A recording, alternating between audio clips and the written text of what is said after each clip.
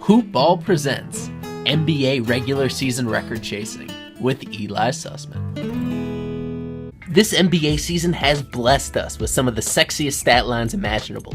You can still get hyped for an upcoming game for the same old reasons, but I'm here to prove that, hey, there is something special about your team and the players on it that makes them worth watching down the stretch.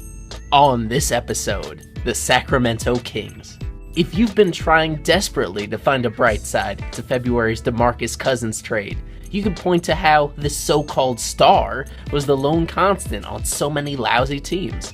The Kings are about to extend their playoff drought to 11 straight seasons, and that's unacceptable. The irony is, one of the players who returns to Sacramento in the deal was Tyreke Evans. Nobody's expecting him to have a role by the time the Kings are competitive again, but why even accept him on the roster? More so than Cousins, Evans is the face of failure.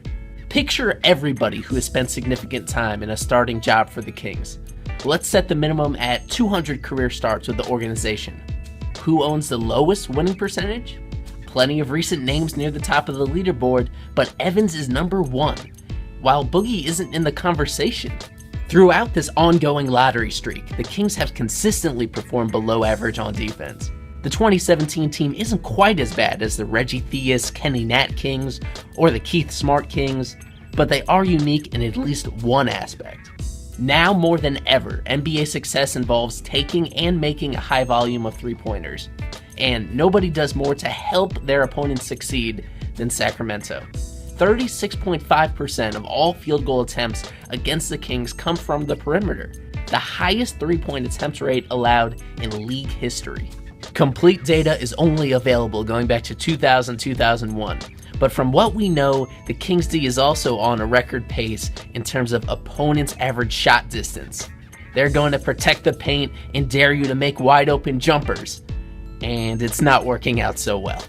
With that said, the Kings have plenty of their own dangerous long-range shooters. Some of them have been lost to injury or trade or a roster crunch, but overall, 10 different players have shot better than league average on their three-point attempts.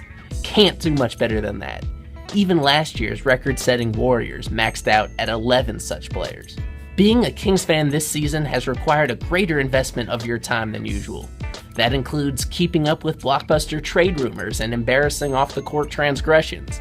But taking this more literally, the team is simply spending a lot more minutes on the court.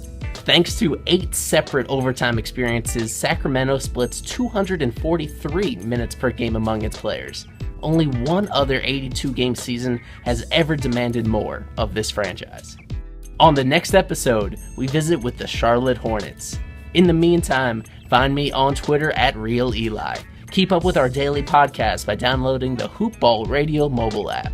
And find all of our great content at hoopball.com.